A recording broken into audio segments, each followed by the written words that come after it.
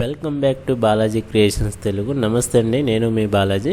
ఈరోజు మనం వచ్చేసి ఆటో లిస్ప్ ద్వారా రేడియల్ ఆర్క్ లెంత్ రేడియస్ దగ్గర మనం starting and centre end point దగ్గర మనం కోఆర్డినేట్స్ డిస్ప్లే అవ్వడం మనం ఈరోజు తెలుసుకుందాము. ఇది వచ్చేసి ఆటో లిస్ప్ అండి, కంప్లీట్ ఆటో లిస్ప్.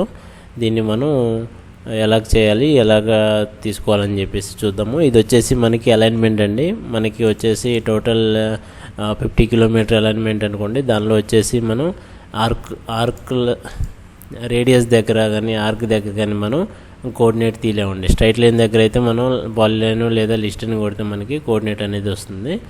ఇక్కడ ఏంటంటే మనం ఓన్లీ డైరెక్ట్గా లిస్ట్ అని కొడితే మనకి ఇలాగో ఈ విధంగా వస్తుందండి. సెంటర్ పాయింట్ ఇలాగ వచ్చేస్తుంది. మనం ఇదంతా తీయలేం కాబట్టి మనం ఏం చేస్తామంటే లిస్ప్ ద్వారా మనం ఆ కోఆర్డినేట్ అనేది డిస్ప్లే చేస్తాము.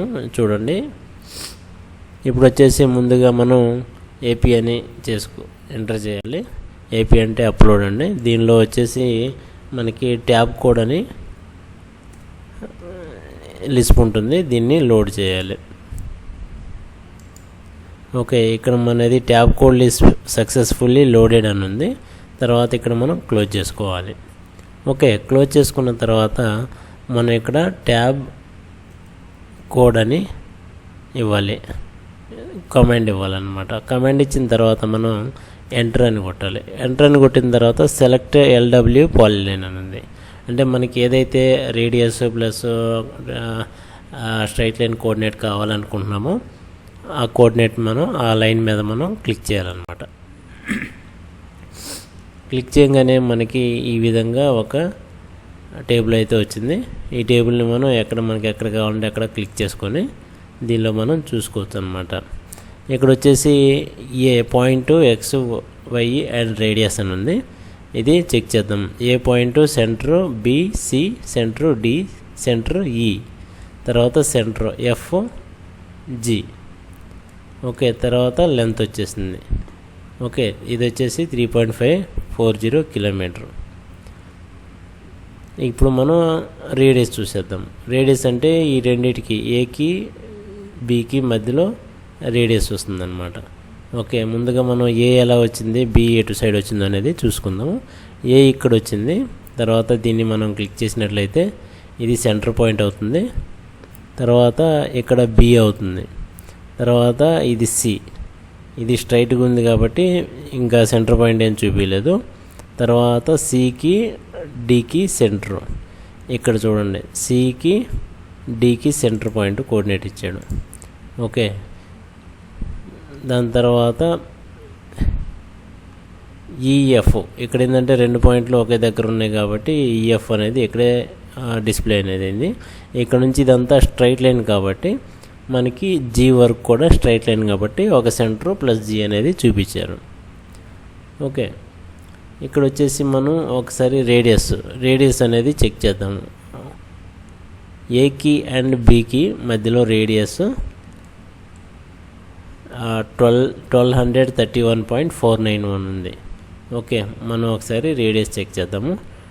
డైమెన్షన్లోకి వెళ్ళేసి ఇక్కడ రేడియస్ అని ఉంటుంది, దీని మీద క్లిక్ చేయాలి. క్లిక్ చేసిన తర్వాత మనకి ఏదైతే రేడియస్ కావాలనుకుంటున్నామో ఆ రేడియస్ లైన్ మీద మనం క్లిక్ చేయగానే మనకి చూపిస్తుంది. చూడండి, 1231.49 సేమ్ 1231.491 1231.491. తర్వాత నెక్స్ట్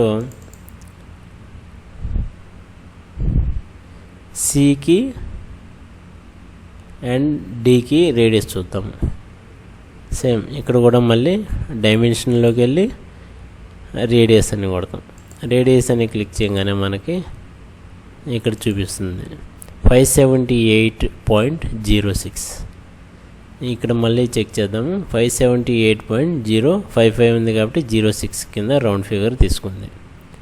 ఓకే, తర్వాత డికి ఈకి రేడియస్ చూద్దాము. ఇది డి, ఇది ఈ మధ్యలో రేడియస్. సేమ్ మళ్ళీ డైమెన్షన్లోకి వెళ్ళి రేడియస్ మీద క్లిక్ చేసి ఇక్కడ మనం క్లిక్ చేసినట్లయితే ఇక్కడ చూపిస్తుంది అనమాట రేడియస్. ఇక్కడ పాయింట్ కూడా మనకి ఇక్కడ నుంచి సర్కిల్ తీసి ఇది రేడియస్ కింద కనెక్ట్ అవుతుంది.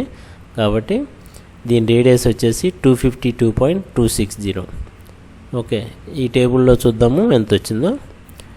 252.26 అని ఉంది కదా, 2595 అంటే రౌండ్ ఫిగర్ 260 తీసుకున్నాడు. ఓకే, తర్వాత ఈకి ఎఫ్కి స్ట్రైట్ లైన్ ఉంది.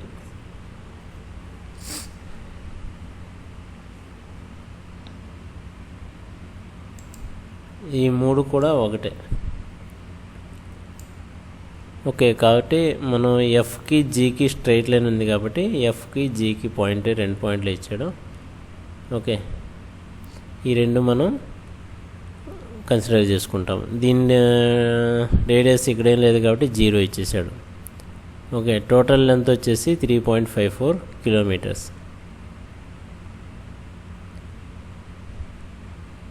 చూద్దాం ఒకసారి.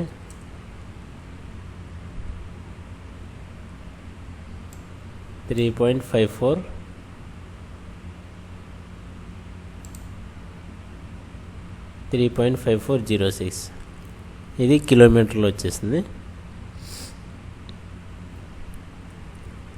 ఓకే, దీన్ని మనం సేవ్ చేసుకొని ఈ పోర్షన్ మనం ప్రింట్ అనేది తీసుకోవచ్చు. ఓకే, ఈ వీడియో కనుక మీకు నచ్చినట్లయితే షేర్ చేయండి, లైక్ చేయండి అండ్ కామెంట్ చేయండి. మా ఛానల్ని సబ్స్క్రైబ్ చేయండి. Thank you.